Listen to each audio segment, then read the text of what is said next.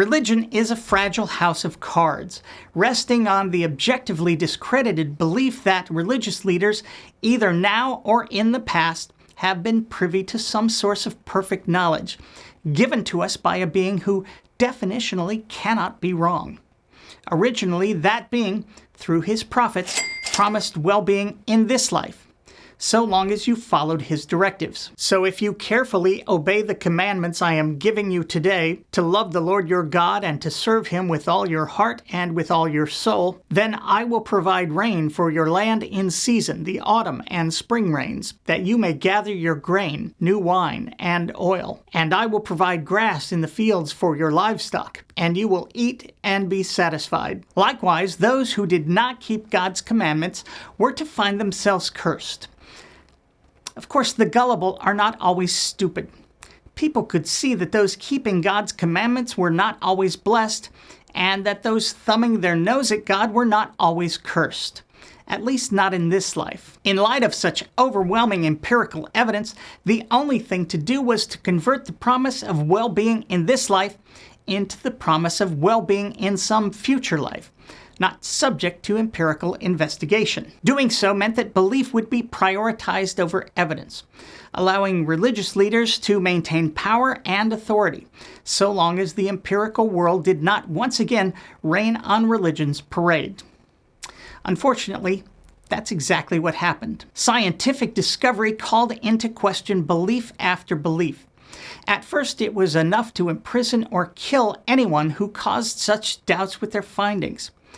But actual knowledge is a genie you cannot easily put back in the bottle. Eventually, religion was forced, for the most part, to yield, despite continuing protest from the deliriously devoted. This actual knowledge has made all of our lives infinitely better, right here, right now.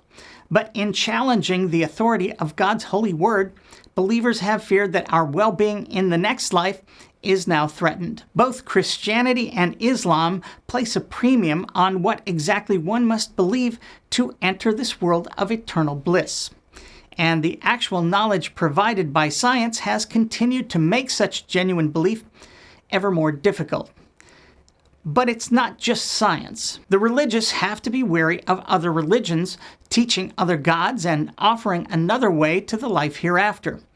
When proper belief is the way to paradise, every opposing or even differing belief is a shortcut to eternal damnation, with heretics and infidels becoming the gravest of threats. Hundreds of years ago, this led to inquisition, torture, murder, and even genocide.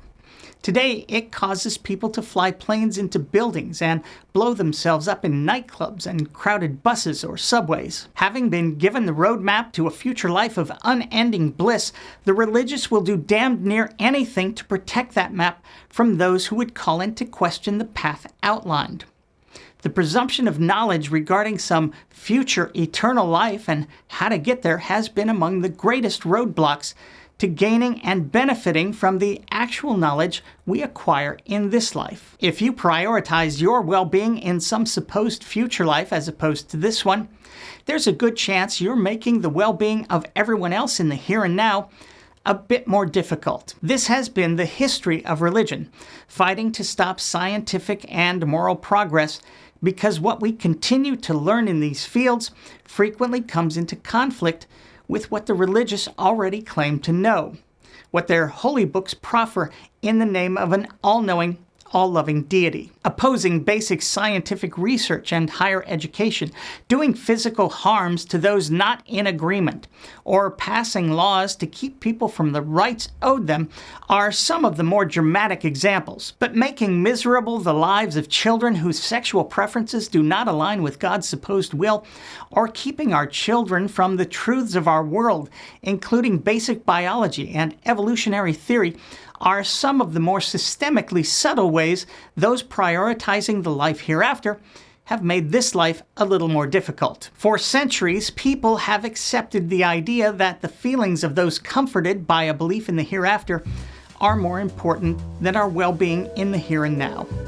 Fortunately, that idea has been dying a slow death for quite a while now, and we should be doing everything we can to hasten its demise. Thanks for watching.